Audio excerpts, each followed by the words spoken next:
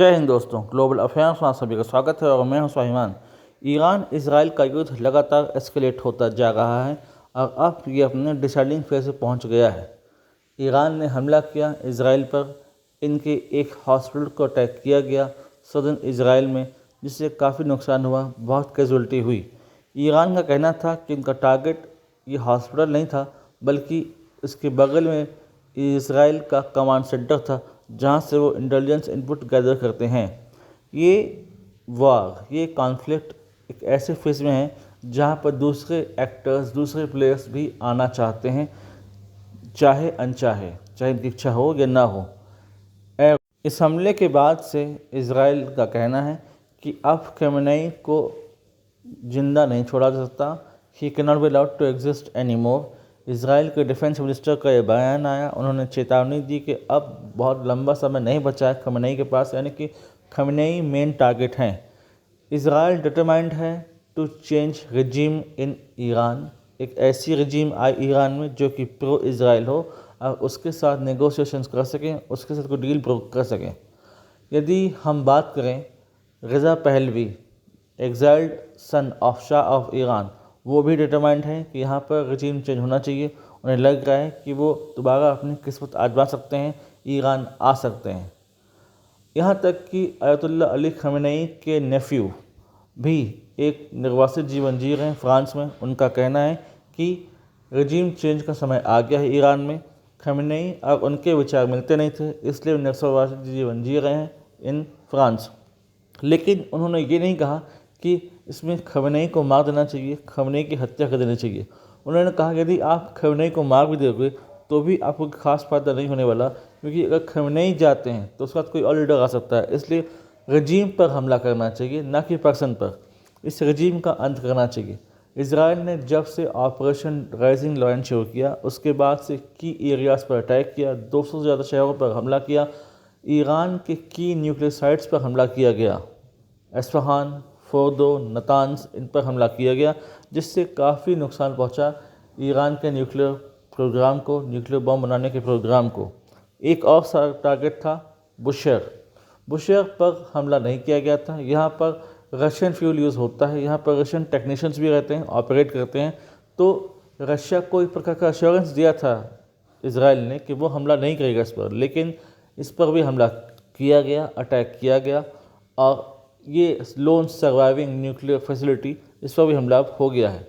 जब ईरान ने तेल अवीव पर हैवी बॉम्बिंग की, बहुत ज़्यादा बॉम्बिंग की, उनके स्टॉक एक्सचेंज को नुकसान पहुंचाया, दूसरे की बिल्डिंग्स नुकसान पहुंचाया, तब से इसराइल तैयारी कर रहा है कि कैसे भी कैसे ईरान को सब्सटेंशियल नुकसान पहुंचाया जाए।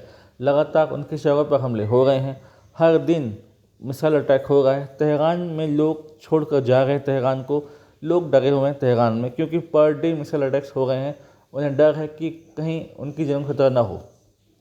जो नेफ्यू हैं अयतुल्ला खमेनेई के, उनका ये कहना है कि उनकी बात हुई है ईरान में रहने वाले लोगों से और वो खुश हैं कि ईरानियन रजीम अंडर प्रेशर है, यानी कि ईरानी लोग खुद चाहते हैं कि ये रजीम चली जाए और दूसरी प्रोग्रेसिव और सेकुलर रजीम सामने आए।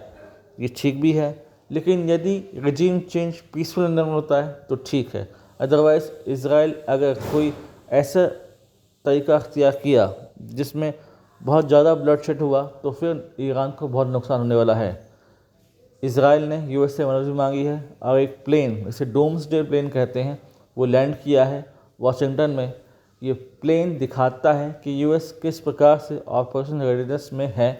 इस प्लेन के थ्रू कंट्रोल किया जाता है न्यूक्लियर आर्सेनल पर। यहाँ पर यूएस के प्रेसिडेंट, उनके डिफेंस सेक्रेटरी और चीफ ऑफ आर्मी स्टाफ, ये सब उसमें रहते हैं और पूरा का पूरा कमांड सेंटर की तरह ये काम करता है। तो कुल मिलाकर अच्छी खासी स्थिति में ले आता है ये इसराइल को। यदि यूएस इसमें आता है तो यूके की बात करें तो यूके ने अपने मिलिट्री एसेट्स, अपने स्ट्रेटेजिक एसेट्स को मिडिल ईस्ट की तरफ मूव करना शुरू कर दिया है, यानी कि एनसर्कलमेंट शुरू हो गया है ईरान का, और कैसे भी कैसे इसको हराना है, कैसे भी कैसे इसको कमज़ोर करना है।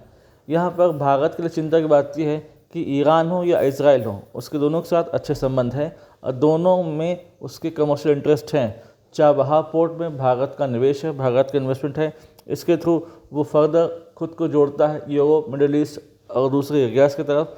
और हाइफा पोर्ट अदानी का पोर्ट है, यहाँ पर अदानी ग्रुप द्वारा से ऑपरेट किया जाता है। तो इस पर भी जब हमला हुआ तो ये भी चिंता की बात थी कि कैसे करेंगे, कैसे सर्वाइव कर पाएगा हाइफा पोर्ट। तो यहाँ पर भारत के लिए धर्म संकट है कि उसे किसका साथ देना चाहिए। अभी यूएन में रेजोल्यूशन पास हुआ अगेंस्ट इजराइल, उसमें भारत एब्सटेन रहा, क्योंकि भारत जानता है कि उसे कैलकुलेटिव मैनर में ही डिप्लोमेटिक टैक्टिक्स यूज़ करना है, ताकि ना ईरान नाराज़ हो ना इजराइल। अभी हाल ही में बहुत सारे भारतीय छात्र ईरान से लौटे हैं, उन्हें निकाला जा रहा है। यानी कि अब कुल मिला के ये वॉर इंटरनेशनलाइज हो चुका है। इसमें बहुत सारे एक्टर्स आ चुके हैं, UK, USA, Russia, China, India. China की लगातार हेल्प भी जा रही है तो ईरान लगातार प्लेन्स पहुंच रहे हैं तेहरान, लॉजिस्टिक सपोर्ट लेके, दूसरे मिसाइल सपोर्ट लेके। यानी कि कुल मिलाकर ये बात है कि अब इस फेज़ में कुछ बड़ा होने वाला है। मेन टारगेट खमेनेई है। खमेनेई का पिन पॉइंट टारगेट ढूंढकर उन्हें एलिमिनेट करने की योजना है कि वो कहाँ छुपे हुए हैं, वो कहाँ पर मिलेंगे, कैसे उन्हें एलिमिनेट करना है, कैसे उनका अंत करना है।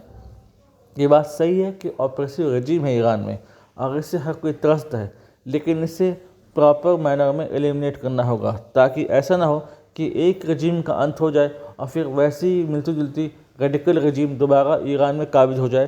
तब इजराइल की पूरी मेहनत बेकार जाएगी।